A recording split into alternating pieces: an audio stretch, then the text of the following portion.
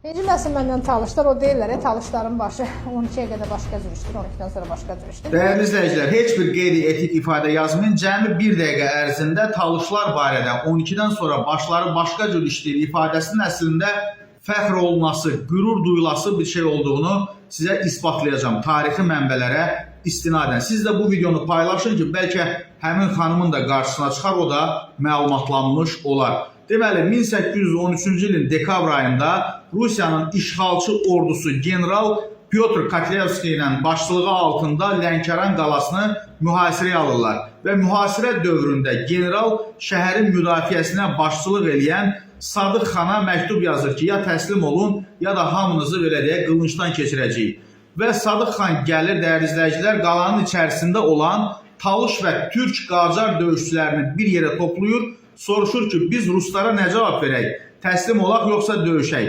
Və oradakı döyüşlər, Talışlar və Türklər bir yerdə cavab verirlər ki, ölərik, amma buradan çıxmarıq vətənimizi, dərindən sevərək biz çarəsiz və inatla müqavimət göstərməli, ölənə qədər vuruşmalıyıq. Və ondan sonra artıq belə bir ifadə yaranır ki, Talışların başı 12-dən sonra başqa cür işləyir. Yəni, ölməyi seçdilər, amma təslim olmadılar. Və bu arada mən bildiyim qədər Şəfəq xanım da Laçındandır. O da etnik azlıqların çox olduğu bir yerdəndir. Yəni, Laçında da Kürdlər məskunlaşıb, mən də Qubaddanam, bizdə də var. Yəni, xüsusilə etnik azlıqların olduğu bölgələrdən olan insanlar. Bu məsələyə xüsusilə diqqətlə yanaşın və bir şeyin də tarixini bilmədən onu kinayə mövzusuna, şəxsi hansısa kimlənsə mübahisəniz, müzakirəniz varsa ona çevirməyin. Talışlar Azərbaycan dövlətçiliyi üçün kifayət qədər önəmli insanlardır. Tariximizdə kifayət qədər böyük yerləri var və qeyd edeyim ki, həm Şah İsmailin, həm Nadir Şahın da belə deyək, qoşunlarında, dəstələrində Talışlar olublar və axıra qədər də döyüşüblər, vətən üçün canlarından keçiblər. Faktı da diqqətinizə təqdim edeyim. Deməli, işğalçı Ruslar ən yüksək acınacaqlı və intiqam həddinə çatırlar.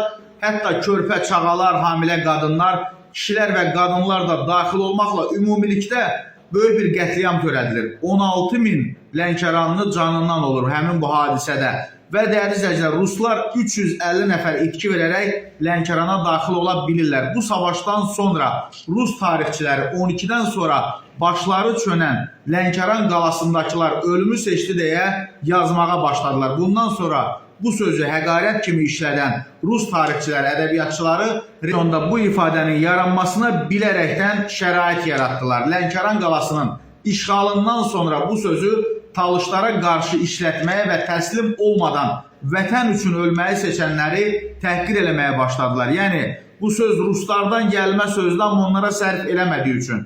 Bu sözü 12-dən sonra vətən üçün ölməyi seçənlərə qarşı başları işləmir kimi yaymağa başladılar və böyük bir təhqirin bünövrəsini qoydular. Söz əslində Lənkəranlılara aiddir, sonradan Talış xalqına qarşı da istifadə edilməyə başlayıb. Yeri gəlmişkən məlumat tarixçi alim professor Zaur Əliyevə məxsusdur.